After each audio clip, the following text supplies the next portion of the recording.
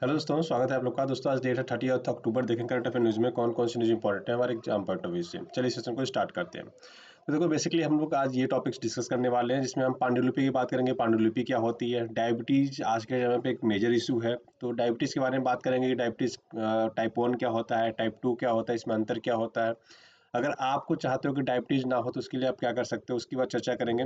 India और Germany की inter governmental meeting हुई, तो हर साल होता है लगभग, है ना। तो वो इंपॉर्टेंट नहीं है, बट इससे रिलेटेड स्टेट्स जो है वो इंपॉर्टेंट हो जाते हैं। स्टेट्स मतलब जर्मनी इंपॉर्टेंट हो जाता है, ठीक है। उसके बाद बात करेंगे स्पेक्ट्रम की। एलोकेशन ऑफ सैटेलाइट स्पेक्ट्रम हुआ, बेसिकली उस पर थोड़े मॉडिफिकेशन किए जा रहे हैं। तो आपके लिए बेसिकली जानना ये जरूरी है कि जैसे पहले आप देखो मोबाइल आता था सीडीएम में, फिर उसके बाद जीएसएम आया, फिर 2G आया, मतलब जीएसएम 2G होता था, फिर 3G आया, फिर 4G या 5G, इसके बाद 6G की बात करते हैं हम। तो ये कैसे काम करता है उसको थोड़ा समझने का मतलब प्रयास करेंगे हम लोग, ठीक है। उसके अलावा बात करेंगे इंडियन साइन लैंग्वेज की। तो साइन लैंग्वेज क्या होता है उसको समझने की बात करेंगे। यमन को देखो आप, तो अगर इजराइल पे इसने अटैक किया, फिर इजराइल ने रिटेलिएट करके फिर इसके ऊपर अटैक किया, तो वो इंपॉर्टेंट तो नहीं है, बट यमन एक प्लेस जो है वो स्ट्रेटेजिक पॉइंट ऑफ व्यू से बहुत ज़्यादा इंपॉर्टेंट है। क्यों है उसको हम समझेंगे चल के आगे, ठीक है। तो चलो सेशन को स्टार्ट करते हैं। तो सबसे पहले बात करेंगे दोस्तों पांडुलिपि की। अब पांडुलिपि बेसिकली होता क्या है, सबसे पहले तो ये बड़ी बात हो जाती है ना। तो मैं आपसे एक क्वेश्चन पूछता हूँ, ठीक है, कि पांडुलिपि क्या होता है। पांडुलिपि मतलब हम इसको पांडुलिपि बोल सकते हैं, इसको बोल सकते हैं, दोनों को बोल सकते हैं, किसी एक को बोल सकते हैं। देखिए, पांडुलिपि हम इस इमेज को नहीं बोल सकते हैं, भले ये 1000 साल पुराना हो, है ना। हम इस इमेज को पांडुलिपि नहीं बोल सकते। पांडुलिपि का मतलब होता है लिखी हुई चीजें, है ना।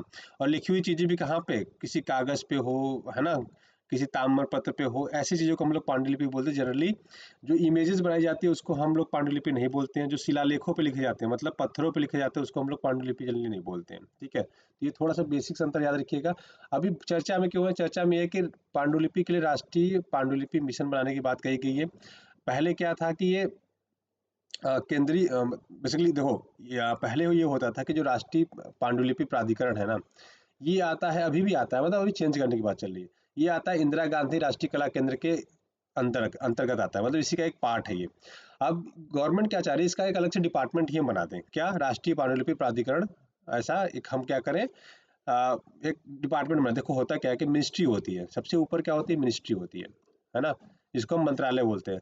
मिनिस्ट्री के अंदर दोस्तों डिपार्टमेंट होते हैं, क्या होते हैं, डिपार्टमेंट होते हैं। जो छोटी मिनिस्ट्री होती है उसमें डायरेक्टली सारी मिनिस्ट्री डील करती है, लेकिन जो जैसे कल्चरल मिनिस्ट्री है हमारी, है ना, केंद्रीय संस्कृति मंत्रालय जो है, अब इसके अंदर बहुत सारे डिपार्टमेंट आते हैं ना। मनुस्क्रिप्ट की एक मिनिस्ट्री हो जाएगी, मतलब एक डिपार्टमेंट अलग से हो जाएगा, है ना।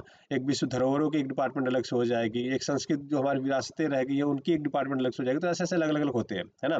तो जहाँ पे जो बहुत ज़्यादा चीज़ें हो जाती है वहाँ पे हम लोग डिपार्टमेंट बना के अलग अलग डिपार्टमेंट, जैसे आप सपोज करो कॉलेज में पढ़ते हो, है ना, एग्जाम्पल देता हूँ। देखो, आप कॉलेज में पढ़ते थे, राइट। ये कई सब्जेक्ट की पढ़ाई होती है वहाँ पे, हिस्ट्री, बस हिस्ट्री का ही कॉलेज था, वहाँ हिस्ट्री पढ़ाया था। बीए भी करेंगे हिस्ट्री से ही, और आपका एमए भी करेंगे तो आप हिस्ट्री से ही करेंगे। लेकिन धीरे धीरे क्या होता है, जब शुरू में कॉलेज खुला तो बस हिस्ट्री था, फिर धीरे धीरे क्या, तो हिस्ट्री आ गया, ज्योग्राफी आ गया, पॉलिटी आ गया, है ना। फिर उसके बाद आपका इन्वायरमेंट आ गया। तो अब धीरे धीरे कॉलेज ने क्या किया, अलग अलग डिपार्टमेंट बना दिया। बोला हिस्ट्री का डिपार्टमेंट उधर है, ज्योग्राफी का डिपार्टमेंट इस बिल्डिंग में है, पॉलिटिकल साइंस का डिपार्टमेंट इस बिल्डिंग में है, इकोनॉमिक्स का डिपार्टमेंट इस बिल्डिंग में है, एक इन्वायरमेंट का डिपार्टमेंट अलग अलग बिल्डिंग में। तो अब आपको कॉलेज में एंट्री लेना होगा, अगर आप सपोज करो इकोनॉमिक्स पढ़ने वाले हैं, तो आपको पता है अगर ये बिल्डिंग है तो आप इस बिल्डिंग में नहीं जाएंगे, इस बिल्डिंग में नहीं जाएंगे, इस बिल्डिंग में नहीं जाएंगे, आप डायरेक्टली कहाँ जाओगे, यहाँ पे। ऐसे मिनिस्ट्रीज करती हैं कि अलग अलग डिपार्टमेंट बना लिया, अगर जिस डिपार्टमेंट से रिलेटेड आपको काम है आप डायरेक्टली उस मिनिस्ट्री में जाइए। अदरवाइज क्या करना पड़ता है आपको, मैनुअली चेक करना पड़ता है। इस बिल्डिंग में जाते हैं, फिर नीचे इसमें जाते हैं, फिर इसमें, फिर इसमें, फिर लास्ट में जाके शायद आप कहीं पहुंच पाते हैं। यहाँ पे हो सकता है पहली बार भी पहुंच जाते हैं, बट कंफ्यूजन ज़्यादा होता है, टाइम टेकिंग ज़्यादा होता है, इशूज ज़्यादा होते हैं, है ना, ठीक है। अब पांडुलिपि की बात करें तो पांडुलिपि कहते कैसे हैं, ठीक है, किसे कहते हैं। देखो, या तो उसने कागज पे लिखी गई वो चीजें, या तो छाल धातु, है ना, ताड़ के पत्तों अथवा पे लिखी हुई थी। कम से कम इसका एज कितना होना चाहिए, 75 साल, मतलब ये 75 साल से पुरानी होनी चाहिए, पहली बात, ठीक है। देखो, लिथोग्राफ को हम लोग क्या कहते हैं, पांडुलिपि नहीं कहते हैं। अब मुद्रित खंड है, कोई भाग है उस पर हमने कुछ मतलब मुद्रित कर दिया, छाप दिया है, तो उसको भी हम पांडुलिपि नहीं कहते। जैसे अगर कोई पत्थर है उस पर कोई हमने चित्र अंकित कर दिया, छाप दिया है ना। जैसे मैंने आपको पिछले वाले फोटो में बताया था, ये वाला, है ना, देखो यहाँ पे एक फोटो है ये, तो ये फोटो दोस्तों पांडुलिपि नहीं कहलाएगा, ठीक है। तो ये थोड़ा सा याद रखिएगा, एग्जाम पॉइंट से आपके लिए रिलेवेंट भी है ना, पूछा जा सकता है डायरेक्टली आपसे। चलो आगे बढ़ते हैं, ठीक है। तो इतना सी चीजें याद रखना है। अब आपने एक चीज सुना होगा, बहुत सारे चीनी यात्री बहुत सारे आए इंडिया में, है ना। एक पर्सन आया था वेन सांग, या हेन सांग बोलते हैं इसको हम लोग, है ना। ये 7वीं शताब्दी के आसपास आया था, 515 के आसपास आया था, 518 में आया था, है ना। 515 से 520 के आसपास रहता है ये, है ना, 520, ठीक है।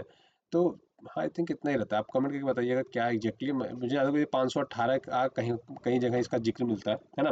किसके समय में आया था ये इंपॉर्टेंट आता है, तो याद रखिएगा हिंसांग जो है हर्षवर्धन के समय में आया था, एच, ये ऐसे याद रखिएगा, एच के समय में आया था, मतलब हिंसांग किसके समय में आया था, हर्षवर्धन के समय में आया था भारत में। तो ये थोड़ा सा कई बार एग्जाम में पूछा, आप बीपीएससी का पेपर उठा के देखिए, यूपीपीएससी का पेपर उठा के देखिए, ठीक है। स्टेट जितने भी स्टेट है लगभग लगभग सब में ये पूछे जा चुके हैं। इवन यूपीएससी के पुराने पेपर उठा के देखो तो वहाँ पे भी आपको इसका मेंशन मिल जाएगा, है ना। तो ये इंपॉर्टेंट है, थोड़ा सा ये याद रखिएगा, आपके एग्जाम पढ़ने से रिलेवेंट भी हो जाता है, ठीक है। तो याद रखिएगा पांडुलिपि के बारे में मैंने बता दिया, पांडुलिपि लिथोग्राफ को नहीं कहते हैं, लिथोग्राफ का मतलब होता है फोटो वगैरह जो है उसको नहीं कहते हैं, ठीक है। अगर आपने दीवार पर कोई फोटो छाप दिया है तो उसको भी हम पांडुलिपि नहीं कहते हैं, लिखी हुई चीजों को हम बेसिकली पांडुलिपि कहते हैं, ठीक है। तो ये थोड़ा सा याद रखिएगा, जो बेसिक अंतर है। अब बात करेंगे, देखो एक्सपेंशन ऑफ साइन लैंग्वेज। अब साइन लैंग्वेज क्या होता है, साइन लैंग्वेज अगर हम दोस्तों बात करें तो साइन लैंग्वेज जो होता है, एक सेकंड, जो साइन लैंग्वेज होता है बेसिकली जो हम संकेतों के माध्यम से बताते हैं, है ना। साइन लैंग्वेज को हम किससे बताते हैं, संकेतों के माध्यम से बताते हैं। अब संकेत क्या हो सकते हैं, संकेत कुछ भी हो सकता है ना। तो देखो संकेत क्या होता है, सबसे पहले तो ये देखो देखो आप कई बार आप देखोगे कि जो बच्चे बोल नहीं पाते हैं, सुन नहीं पाते हैं, है ना, उनके लिए साइन लैंग्वेज यूज करते हैं हम लोग, ठीक है। अगर आप देखो देख नहीं पाओगे तो साइन लैंग्वेज नहीं, फिर ब्रेनी लिपि यूज होता है, ये याद रखिएगा थोड़ा सा अंतर। ब्रेनी लिपि बोलते हैं जब आप देख नहीं पाते हो, है ना। लेकिन अगर आप देख पाते हो लेकिन सुन नहीं पाते हो, मतलब आप ईयर से सुन नहीं पा रहे हो, तब आपके लिए क्या यूज होता है, साइन लैंग्वेज। तो आप कई बार टीवी में देखोगे कि एक टीवी एंकर क्या होती है, बोलती रहती है और यहाँ पे साइड में एक पर्सन खड़ा होके उसको साइन लैंग्वेज में एक्सप्लेन करता रहता है ना। ऐसा देखा होगा बहुत बार, ठीक है। तो अभी हम चर्चा में क्यों कर रहे हैं, हम अभी डिस्कस क्यों कर रहे हैं, अभी क्या हो रहा है कि साइन लैंग्वेज में लगभग 2500 न्यू टर्म्स को ऐड किया गया, मतलब 2500 शब्द जोड़े गए हैं, ठीक है, जो हिंदी में भी होंगे और इंग्लिश में भी होंगे। अब कौन कैसे कैसे जोड़े, जैसे आधार कार्ड। अब देखो आधार कार्ड हम बनवाते भी हैं, डेली लगभग एक दो बार बोल भी लेते हैं, है ना, क्योंकि ना कोई काम पड़ जाता है हमें, है ना। लेकिन क्या होता है कि इसका साइन लैंग्वेज में अभी तक हमने कोई वर्ड नहीं दिया था, आधार कार्ड, अगर आधार कार्ड बोलना तो उसके लिए हमने कोई साइन लैंग्वेज मतलब बनाया नहीं था कि हम संकेत के माध्यम से बता सके। अब संकेत के माध्यम से मतलब क्या है, कई बार आपने देखा होगा ना कि हम किसी को बाय कहना होता है तो हम क्या करते हैं, हाथ हिलाते हैं, राइट, टाटा टाटा करते हैं ना। तो टाटा क्या एक साइन लैंग्वेज है ना, जो एक information he, like type of information हम उसको दे रहे हैं, उसको हम साइन लैंग्वेज कहते हैं, ठीक है। अब देखो, आप यहाँ पे देखो आप, है ना। अब इसमें देखो जो साइन लैंग्वेज पढ़ता है ना उसको ए से लेकर जो जेड तक के वर्ड्स के सारे मतलब समझा जाते हैं, मतलब ए का ए अगर उसको कहना होगा तो क्या बोलेगा, जैसे ये देखो अपना पाम पूरा ऐसे उंगली रख देगा तो उसको ए बोलेंगे, ठीक है। अगर उसको बी बोलना है तो ऐसे करेगा, सी बोलना है तो ऐसे करेगा, डी बोलना है तो ऐसे करेगा, ई बोलना है तो ऐसे करेगा, ऐसे पूरा जेड तक है। फिर 1 2 3 4 5, देखो 6, है ना, फिर 7 8 9 और 0, ये सब साइन लैंग्वेजेस हैं, है ना, ठीक है। अब उसको 10 बोलना पड़ेगा तो फिर दोनों हाथों को यूज करना पड़ेगा, राइट। तो ये बनाएगा और एक ये बनाएगा, तो लोग समझ जाएंगे क्या है, 10 बोलना चाह रहा है ना। आप सोचोगे फिर 111, तो अलग अलग होगा इनका साइन लैंग्वेज में कैसे बोला जाता है, ठीक है। उसको मतलब हो सकता 3 बार, एक ही हाथ को 3 बार वो संकेत करते होंगे, ऐसा होता होगा, है ना। अब आप कौन सी साइन लैंग्वेज यूज करते हो, मैं उसकी भी चर्चा करता हूँ। देखो आप ये सब साइन लैंग्वेज यूज करते हो, आपको बहुत अच्छे से पता होगा, है ना। जैसे हम लोग देखो कॉमनली कौन सा साइन लैंग्वेज यूज करते हैं, ये वाला करते हैं, है ना। कॉल करने के लिए बोलते हैं ना, कॉल मी, ऐसे उंगली हाथ हाथ करके हिला देते हैं, राइट। ये विक्ट्री वाला साइन हम लोग दिखाते हैं, पीस दिखा, इसका मतलब पीस होता है, लेकिन हम लोग जनरली विक्ट्री के लिए यूज कर लेते हैं। इसके अलावा ये हार्ट वाला तो करते ही होंगे आप लोग, ओके वाला भी करते होंगे, यार बहुत मस्त है, ओके बढ़िया है ना। तो ये सब साइंस क्या है, ये साइन ही है, एक साइन लैंग्वेज ही आप यूज कर रहे हो, आपको पता नहीं है, बस हम सुन सकते हैं, देख भी सकते हैं, फिर भी हम साइन लैंग्वेज यूज करते हैं, है ना। तो हर कोई एक साइन लैंग्वेज यूज करता है। आप आंख मार रहे हो, वो भी एक तरह से साइन होता है, एक आंख मारने का मतलब होता है कि आप परेशान कर रहे हो, एक दूसरा साइन आंख मारने का मतलब होता है कि हाँ समझ गया मैं, है ना। तो अपने अलग अलग मतलब होते हैं, ठीक है। तो साइन लैंग्वेज एक अंडरस्टैंडिंग लैंग्वेज होती है, ठीक है। जितनी चीजें याद रखेंगे, तो याद रखिएगा India sign language research and training centre है, जिसको हम लोग बोलते हैं ISLRTC बोलते हैं, ठीक है। ये एक ऑटोनॉमस ऑर्गेनाइजेशन है जिसको स्टेब्लिश किया गया था सोसाइटीज रेगुलेशन रजिस्ट्रेशन एक्ट 1860 ठीक है, इसके अंतर्गत इसको बेसिकली रजिस्टर किया गया है। और ये किस मिनिस्ट्री के अंतर्गत आता है, याद रखिएगा, मिनिस्ट्री है ministry of social justice and empowerment. इसके अंतर्गत आता है दोस्तों आपका सोसाइटी रजिस्ट्रेशन एक्ट 1860, और इसके अंतर्गत आता है आपका ISLRTC। ठीक है, तो ये थोड़ा सा याद रखिएगा, आपके एग्जाम पॉइंट ऑफ व्यू से रिलेवेंट हो जाता है। तो सबसे ऊपर ये हो गया, इसके नीचे ये हो गया, इसके नीचे ये हो गया। और इसने ये क्या किया है, 2500 लैंग्वेजेस को ऐड किया है, साइन लैंग्वेज को। ठीक है, साइन मतलब जो आप संकेतों के माध्यम से बता सकते हो, क्योंकि किसी को टाटा करना तो आप ऐसे ऐसे हाथ हिलाते हो, है ना, तो टाटा क्या है, एक अपने आप में साइन लैंग्वेज है। ठीक, आशा करता हूँ अभी समझ में आया होगा आपको। चलो आगे बढ़ते हैं। अब बात करें देखो डायबिटीज़ की। एक बेसिकली इंसुलिन खोजी गई है, जिसको हम लोग NNC 2215 बोल रहे हैं। इसमें ये कहा जा रहा है कि ये ना मतलब बेसिकली जो आपका शुगर लेवल अप डाउन होता है, जैसे जिनके घर में डायबिटीज़ के पेशेंट होगा उनको पता होगा। जो डायबिटीज़ होता है दोस्तों, वो दो टाइप का होता है। देखो, डायबिटीज़ जनरली क्या होता है, दो टाइप का होता है, टाइप 1 एंड टाइप 2। टाइप 1 में क्या होता है कि आपका इंसुलिन बनना बंद हो जाता है, मतलब इंसुलिन बनता है। अच्छा, इंसुलिन कहाँ बनता है? पेनक्रियाज होता है हमारी बॉडी में, कुछ ऐसा लंबा सा स्ट्रक्चर होता है। इसमें बीटा सेल्स पाए जाते हैं। बीटा सेल्स क्या करता है, इंसुलिन बनाता है। अब इंसुलिन किसको देता है, ये इंसुलिन लीवर के पास भेजता है कि भैया हमारा, जैसे ही आप कुछ खाते हो, सपोज अगर आपने कोई ब्रेड बर्गर कुछ खाया, ठीक है, तो ये पेट में गया, उसके बाद जब लीवर के पास आता है ये सारी चीज़ें, तो ये शुगर लेवल बढ़ाता है। तो इसमें क्या करता है इंसुलिन आपका, इंसुलिन दोस्तों ये करता है कि रिलीज करके लीवर के पास भेजता है कि भैया इसका शुगर लेवल मेंटेन रखो। मतलब अगर आपकी बॉडी का शुगर लेवल 100 होना चाहिए, तो आप खाने के बाद देखो जनरली 150 180 पहुंच जा रहा है। तो ये बीटा सेल्स के पास इंफॉर्मेशन आती है कि लीवर ने इंसुलिन मांगा है, तो ये इंसुलिन यहाँ से रिलीज करता है और लीवर के पास यहाँ पे पहुंचा देता है। तो ये क्या करता है, इसको न्यूट्रलाइज करता है, मतलब कम कर देता है। ठीक है, ऐसे ये काम करते हैं बेसिकली। मैं बेसिक सा एकदम तरीका बता रहा हूँ, जिससे कि आपको थोड़ी चीज़ें समझ में आ जाए बस, है ना, है तो पूरा बायोलॉजी का टर्म। अब होता क्या है, अब इसकी भी एक लिमिट है बेचारे के पास। मान लो इसके पास 100 साल का इंसुलिन है। अब आप रोज मीठा खा रहे हो, रोज मीठा खा रहे हो, 180 150 180 के बजाय आपका शुगर लेवल कितना जा रहा है, 250 जा रहा है खाने के बाद। कितना जा रहा है, 250। अब इसको इंसुलिन मान लीजिए डेली का 100 यूनिट देना था, अब इसको देना कितना पड़ रहा है, मान लो 150 यूनिट देना पड़ रहा है। तो ये बेसिकली क्या होगा, आपका इंसुलिन का स्टॉक इसका खत्म हो रहा है ना। तो अब क्या होगा, धीरे धीरे धीरे धीरे ये काम करना बंद कर देगा, कहेगा भैया हमारा इंसुलिन खत्म हो गया, है ना।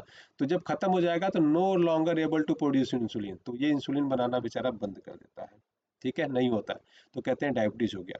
अब डायबिटीज का मतलब क्या है कि जब कुछ खाओगे तो आपके ब्लड का जो शुगर लेवल बढ़ेगा। ठीक है, ये भी येलो येलो वाला देखो शुगर लेवल है। जनरली नॉर्मल आदमी का बस थोड़ा सा शुगर लेवल होता है, मतलब जितनी जरूरत होती है उसको।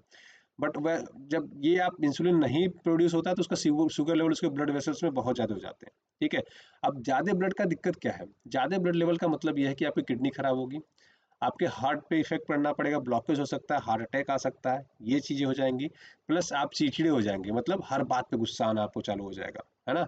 आप किसी की बात बर्दाश्त नहीं कर पाएंगे, ऐसा ऐसा होने लगता है। दूसरा क्या होता है, आपका विजन ब्लर होने लगेगा, मतलब आपको दिखना थोड़ा सा ब्लरी ब्लरी लगेगा, आप बहुत क्लियर नहीं देख पाओगे, आप बहुत बढ़िया फील नहीं कर पाओगे। ठीक है, तीसरा रीजन क्या हो जाता है कि अगर आप एक्टिव नहीं हो, मतलब एक्सरसाइज वगैरह नहीं कर रहे हो, तो ये सारे सिम्टम्स जल्दी हो जाते हैं। अगर आप एक्सरसाइज वगैरह कर रहे हो तो ये इसकी होने के चांसेस थोड़े से कम हो जाते हैं, मतलब बहुत कम, रेयर हो जाते हैं। ठीक है, तो हमने बात की टाइप 1 की।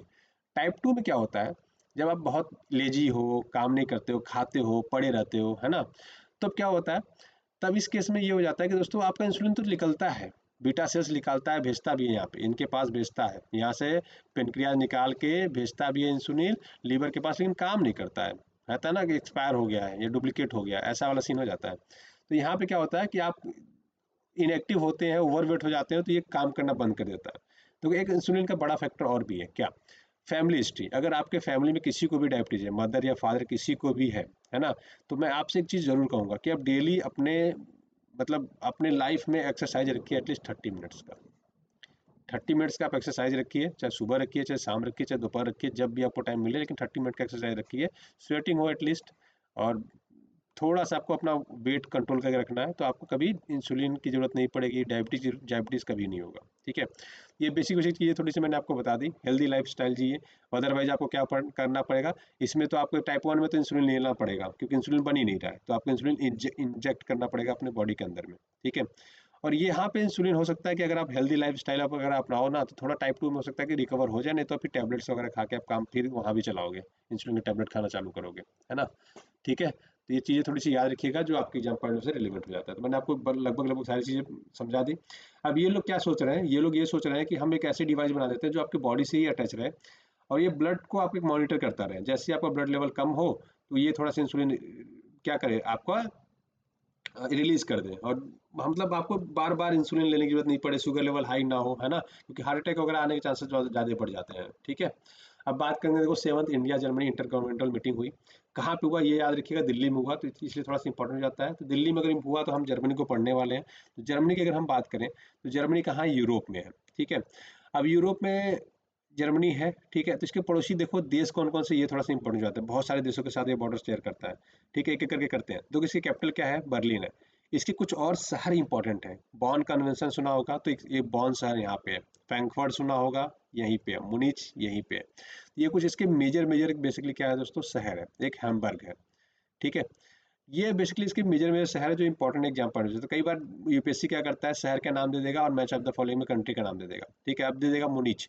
अब आप खोजते रहिए कि कौन सी कंट्री में है ना। अगर आप पढ़े नहीं रहेंगे एक बार तो आप नहीं हो पाता है। जैसे आप अफगानिस्तान से रिलेटेड बहुत बार पूछा, अफगानिस्तान से यूपीएससी ने मुझे लग रहा है 2-3 बार पूछ दिया, उसके शहरों का नाम लिख के मैच ऑफ द फॉलोइंग दे दिया, है ना। तो ये पढ़े रहेंगे तभी इंपॉर्टेंट मतलब आपको समझ में आएगा, है ना। चलो, तो अब पड़ोसी देशों की बात करेंगे। कैपिटल मैंने बात कर ली, सिटी बात कर ली।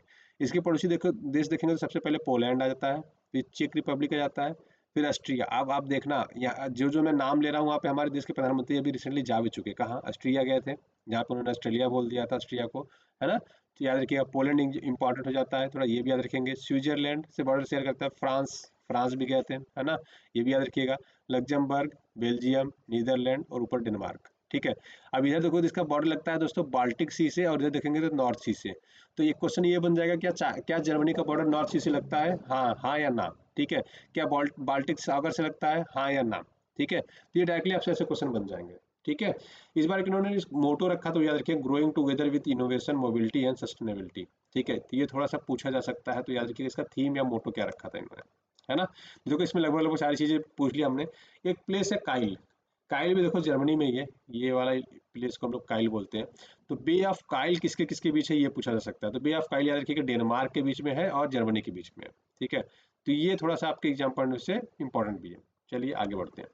अब बात करेंगे, देखो एलोकेशन ऑफ सैटेलाइट स्पेक्ट्रम। तो बेसिकली गवर्नमेंट, अच्छा ये सॉरी यहाँ पे रह गया था,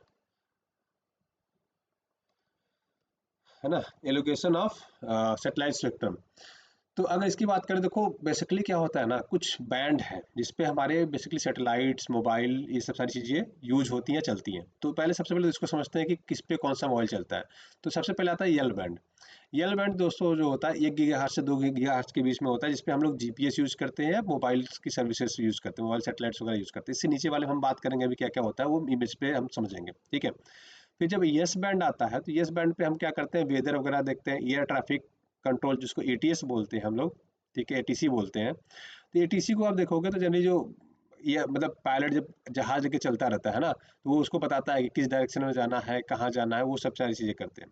प्लस जो सेटेलाइट्स फ़ोन होते हैं उसकी जो चलती है वो इसी एस बैंड पे ही चलती है। ठीक है, इसके अलावा हम बात करें तो जो टीवी वगैरह चलता है वो सी बैंड पे चलता है। टीवी का जो ब्रॉडकास्टिंग होती है सेटेलाइट से, तो ये बेसिकली क्या होता है, इस पे चलता है सी बैंड पे। एक्स बैंड में क्या होता है, जो मिलिट्री एप्लीकेशंस होते हैं उसको हम रन करते हैं, मतलब मिलिट्री से रिलेटेड कम्युनिकेशन है, ये सारी चीज़ें हैं जो मतलब बहुत ही प्रिसाइज्ड होते हैं, है ना। तो वो ज़्यादा बैंड्स पे, देखो जितने हर्ट्ज बड़े होंगे, ये गीगा हर्ट्ज है, तो जितने हर्ट्ज बड़े होंगे इसका मतलब ये कि वो ज़्यादा अच्छे होते चले जाएंगे, है ना, मतलब उसकी क्लियरिटी बहुत ज़्यादा बढ़िया होती चली जाएगी। ठीक है, कू बैंड की बात करें तो ये लगभग 12 से 18 होता है, और का बैंड की बात करें तो 26 से अपना ये होता है। तो इसमें इंटरनेट सर्विसेज वगैरह के लिए हम लोग यूज़ करते हैं, सेटेलाइट टेलीविजन के लिए यूज़ करते हैं, सेटेलाइट फ़ोन वगैरह यूज़ कर लेते हैं। ठीक है, तो अब इसको इमेज से समझते हैं। देखो पहले जो फ़ोन आते थे सीडीएम में आते थे, याद है सीडीएम में टाटा रिलायंस का निकला हुआ था शुरू में, मोटरोला और रिलायंस निकालते थे पहले, है ना। तो सीडीएम में जो फ़ोन होते थे दोस्तों, ये 800-700 मेगाहर्ट्ज के आसपास चलते थे, यहाँ पे सेल फोन्स वगैरह जो चलते थे। ठीक है, इसके बाद जब धीरे धीरे चीज़ें डेवलप होते गई, स्पेक्ट्रम बढ़ते चले गए, तो हम लोग जीएसएम पे शिफ्ट हो गए। आपको याद है जीएसएम सीडीएम में, फिर जीएसएम, सीडीएम के बाद जीएसएम का ही सिम निकाला था किसने, रिलायंस ने, है ना। फिर उसके बाद धीरे धीरे हम लोग 2G पे आ गए, फिर इंटरनेट सर्विसेज आगे 2G का चलता था, फिर धीरे धीरे बढ़े आगे तो हम लोग क्या आ गए, 3G पे आ गए, है ना। जब 3G यूज़ करते रहे थे, करते करते करते करते हम लोग कहाँ पे चले आए दोस्तों, 3G पे। ठीक है, और 3G के बाद हम लोग कहाँ आ गए, 4G पे। आज हम किसकी बात करते हैं, 5G की बात करते हैं, है कि नहीं। आज हम लोग किसकी बात करते हैं? 5G की बात करते हैं, है ना? 5G के बाद ये रहा 5G, ये 5G की बात करते हैं। अब 5G के बाद हम लोग कहाँ जाएंगे? 6G पे जाएंगे इधर। तो देखो आज के टाइम में हम लोग वाईफाई कॉलिंग की बात करते हैं, तो ये जब स्पेक्ट्रम जैसे जैसे बढ़ता जाएगा उसकी क्वालिटी बढ़ती जाएगी, टेक्नोलॉजी बढ़ती जाएगी, सारी चीज़ें होती हैं। तो ये थोड़ी सी बेसिक चीज़ याद रखिएगा, जितने लो फ्रीक्वेंसी रहेगी, ठीक है, उस पे हम लोग मतलब चीज़ें रुक रुक के मिलेंगी, मतलब या तो बहुत बढ़िया नहीं मिलेगा। जितनी हाई फ्रीक्वेंसी होती जाएगी हमें वहाँ पे चीज़ें बहुत प्रिसाइज और अच्छी मिलती जाएंगी। ठीक है, तो याद रखिएगा, आपके एग्जाम पॉइंट से थोड़ा सा रिलेवेंट भी हो जाता है। मैंने बाकी लगभग लगभग सारी चीज़ें आपको बता दिया। अब बात करें देखो यमन अटैक की, तो अच्छा जर्मनी की हमने बात की, तो देखो जर्मनी कहाँ है? जर्मनी मैंने आपको बताया था देखो यूरोप में है। तो इंडिया को अगर मैं इंडिया पे बैठ के देखूँ यहाँ से, तो जर्मनी देखो ये आपका यहाँ पे आता है ना? तो याद रखिए जर्मनी यहाँ पे है। ठीक है, तो ये एग्जाम पॉइंट थोड़ा सा रिलेवेंट भी है। ठीक है, अब देखो यमन की बात करें, देखो यमन यहाँ पे है। मैंने ओमान के बारे में चर्चा किया होगा, यहाँ पे देखो मैंने यहाँ बताया था ना, पर्शियन गल्फ, गल्फ ऑफ ठीक है, गल्फ ऑफ अडेन, ये आपका हार्मुज स्ट्रेट, ईरान, है ना? बॉर्डर किससे लगता है, ये सारी चीज़ें हमने पिछली पिछली क्लास में पढ़ा था। अब यहाँ पे आता है यमन। यमन देखो, तो यहाँ पे ये वाला आपका जो इलाका है ना, ये है रेड सी। ठीक है, ये रेड सी है दोस्तों। तो इसको हम लोग बेसिकली मैप में देखते हैं तो आपको चीज़ समझ में आएगी। तो यमन यहाँ पे है, तो इसका मैपिंग थोड़ा सा करना इंपॉर्टेंट है ना? तो अब देखोगे गल्फ ऑफ एडेन देखोगे, ठीक है, गल्फ ऑफ एडेन को देखोगे और यहाँ पे आता है रेड सी, इन दोनों के बीच में है बाब एल मंदे। ठीक है, बल बाब मंदे भी कहते हैं कुछ लोग, बल बाबिल मंदे भी बोल देते हैं, तो प्रोनाउंसिएशन अलग हो जाता है क्योंकि थोड़ा पर्शियन नाम टाइप में है ना? ठीक है, तो ये याद रखिएगा, बल बब एल मंदे बोलते हैं हम लोग जनरली इसको। ठीक है, ऐसे लिखते हैं, बब एल मंडे, मंडे, ये अच्छा है। ठीक है, तो बब अल मंडे बोलते हैं इसको, हिंदी में कुछ और भी बोल देते हैं कई बार हम लोग, है ना? तो किसके किसके बीच याद रखिएगा, तो रेड सी के और गल्फ ऑफ अडेन के बीच में है, या देखो अभी अडेन इंग्लिश में लिखा रहता है, हम इसको अडान भी बोलते हैं, गल्फ ऑफ अडान, है ना? तो याद रखिएगा हिंदी में कुछ और नाम बोल देते हैं, इंग्लिश में कुछ और बोल देते हैं, है ना? तो याद रखिएगा, प्लस किस जमीन को अलग करते हैं, तो जिबूती को अलग करता है दोस्तों, किसको? यमन को। तो ये थोड़ा सा याद रखेंगे। इसके कुछ पोर्ट्स हैं जो इंपॉर्टेंट है, जैसे रास ईसा है, और इसका होयदा, होयदा एयरपोर्ट, यहाँ पे पोर्ट है इसका। ठीक है, और इसकी कैपिटल क्या है? कैपिटल है साना। तो ये याद रखेंगे, थोड़ा सा इंपॉर्टेंट हो जाता है अगर आपको यमन से कुछ पूछना होगा, क्योंकि यहाँ पे हूती हूती रिवर मतलब हूतीज है, जो रिबेलियंस है, जिन्होंने बेसिकली इजराइल पे मिसाइल भी लॉन्च की थी। हूतीज तो हमें पता है कि कहाँ के बेसिकली रहने मतलब कहाँ पे है ये लोग। ठीक है, तो ये याद रखेंगे, यमन यमन में है ये लोग, है ना? ठीक है, हिजबुल्ला जैसे उधर हमने गाजा में पढ़ा था, मैंने तीनों चीज़ें बताई थी। तो यहाँ की अगर हम बात करें, तो देखो ये यमन से यमन के लिए बेसिकली बहुत ज़्यादा इंपॉर्टेंट होता है, रासीरा, होइदा और साना इसकी कैपिटल है। तो ये आपसे पूछा जा सकता है, बबिल मंदी पूछा जा सकता है आपसे डायरेक्टली, है ना? तो इतनी चीज़ें आपको जस्ट याद रखनी है। ठीक है, तो आशा करते हैं दोस्तों वीडियो पसंद आया होगा। पसंद आया तो अपने दोस्तों को लाइक से सब्सक्राइब करना ना भूलिएगा। वीडियो देखने के लिए बहुत बहुत धन्यवाद। आपका दिन शुभ हो। Thank you so much, have a great day.